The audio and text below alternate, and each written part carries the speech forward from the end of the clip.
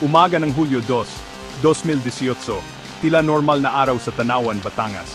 Kumakaway ang watawat ng Pilipinas, simbolo ng pagkakaisa at pag-asa. Nagtipon ng mga empleyado ng lungsod sa harap ng City Hall para sa pang-araw-araw na flag ceremony. Kasama nila si Mayor Antonio Halili, kontrobersyal na figura na kilala sa kanyang matigas na paninindigan laban sa krimen. Walang nakakaalam, may nag-abang na panganib, nakatutok kay Mayor. Habang inaawit ang pambansang awit, isang putok ng baril ang umalingaw-ngaw. Nagkagulo ang mga tao, nagsisigawan at nagtakbuhan. Si Mayor, tinamaan ng bala, ay nakahandusay sa lupa. Ang salarin, isang mahusay na sniper, ay naglaho na parang bula, naiwan ang eksena ng pagkabigla at di makapaniwala. Ang pagpaslang kay Mayor Halili ay gumimbal sa buong Pilipinas. Isang malagim na pag-atake sa isang opisyal ng gobyerno sa liwanag ng araw. Ang pagpagpatay ay nagdulot ng mga katanungan tungkol sa kaligtasan ng mga lingkod bayan at ang katapangan ng mga kriminal. Sino ang mga ngahas na gumawa ng ganitong karumal-dumal na krimen? At ano ang motibo sa likod nito? Si Mayor Antonio Halili ay isang taong maraming kontradiksyon.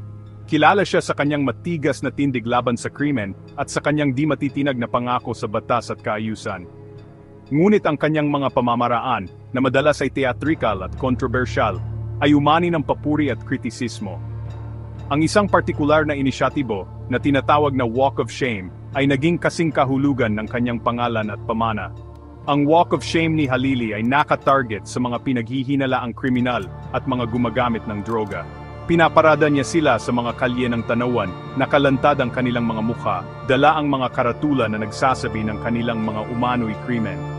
Pinuri ng mga taga-suporta ang inisyatibo bilang isang epektibong paraan, isang pampublikong pagpakita ng mga kahihinatnan ng paglabag sa batas. Ngunit kinondena ito ng mga kritiko bilang paglabag sa karapatang pantao, isang uri ng pampublikong kahihiyan na lumalampas sa tamang proseso. Ang Walk of Shame, bagamat kontrobersyal, ay walang alinlangang ginawa si Halili na target. Inilantad nito ang krimen sa Tanawan, at ikinagalit ito ng mga makapangyarihang individual na sangkot sa mga iligal na gawain. Ito ba ang dahilan ng kanyang pagkamatay? Paghihiganti ba ang pagpaslang sa kanya? Isang mensahe mula sa mga gustong patahimikin siya. Kasunod ng pagpaslang kay Mayor Halili, naglunsad ang mga awtoridad ng malawakang investigasyon. Nangako ang Philippine National Police (PNP) na gagawin ang lahat para makamit ang hustisya. Sinuri nila ang iba't ibang anggulo, mula sa mga motibong pampulitika hanggang sa koneksyon sa controversial na shame campaign ni Halili. Kinuwestiyon ang mga saksi, nakalap ang mga ebidensya, at hinabol ang mga suspek.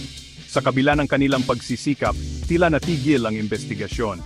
Nawala ng saysay ang mga lead, napatunayang hindi kapanipaniwala ang mga saksi at nawala ang bakas ng mga salarin.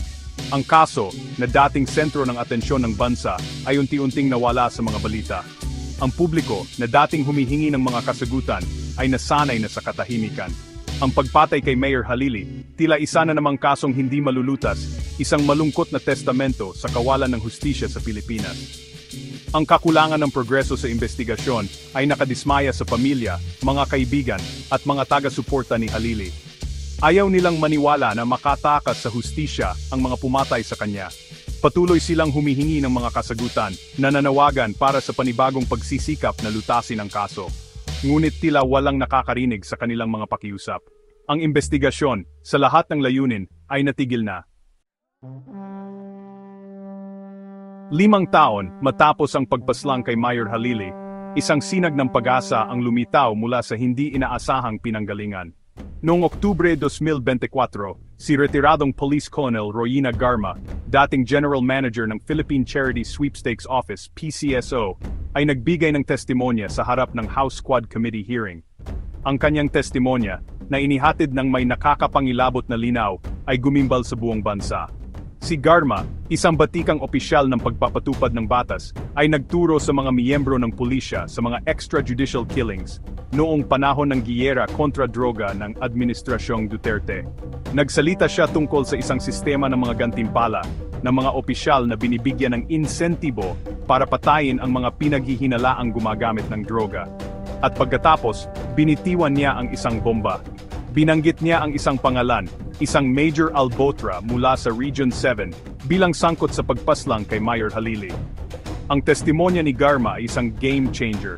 Nagbigay ito ng bagong buhay sa matagal ng natutulog na investigasyon sa pagpatay kay Halili. Ang kanyang mga paratang, kung totoo, ay nagtuturo sa isang sabwatan na umabot sa pinakamataas na antas ng pagpatupad ng batas.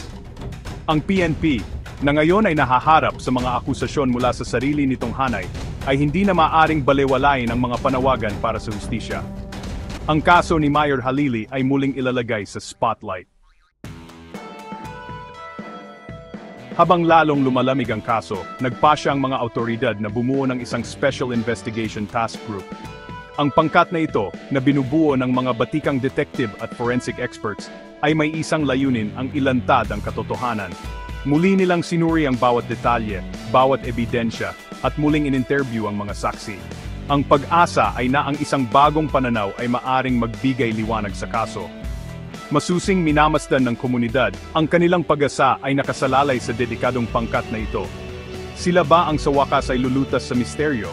Tanging panahon lamang ang makapagsasabi. Sa isang nakakagulat na pangyayari, nagpasya ang Criminal Investigation and Detection Group o CIDG na muling buksan ang kaso. Ang hakbang na ito ay nagdulot ng panibagong pag-asa sa mga naghahanap ng hustisya. Ang desisyon ay nakita bilang isang mahalagang hakbang, at marami ang naniniwala na sa wakas ay mabibigyang liwanag nito ang mga tanong na hindi pa nasasagot. Sa gitna ng mga nangyayari, maring itinanggi ni Albotra ang anumang pagkakasangkot. Gayunpaman, ang kanyang pagtanggi ay hindi nakapagpawi sa lumalaking bulong-bulungan. Nagdagdag pa ng gasolina sa apoy ang mga paratang na naglagay daw si Pangulong Duterte ng bounty sa mga responsable. Ang mga paratang na ito, bagamat hindi pa nakumpirma, ay nagdagdag ng komplikasyon sa isang kaso na masalimuot na. At mayroon ding kaso ni Wesley Barayuga. Ang kanyang kwento ay isa pang piraso ng palaisipan. Bilang isang mahalagang tauhan, ang pagkakasangkot ni Barayuga ay nagdulot ng mas maraming tanong kaysa sa sagot. Ang kanyang mga kilos at koneksyon ay naging focal point para sa mga investigador, na umaasang malutas ang misteryo. Ang muling pagbubukas ng kaso ay may mahahalagang implikasyon. Ito ay nagpapahiwatig ng pangako na ilantad ang katotohanan at maghatid ng hustisya. Para sa mga pamilyang apektado, ito ay kumakatawan sa isang sinag ng pag-asa. Para sa mas malawak na komunidad, ito ay isang paalala na walang kaso ang tunay na sarado hanggat walang hustisya na naibibigay.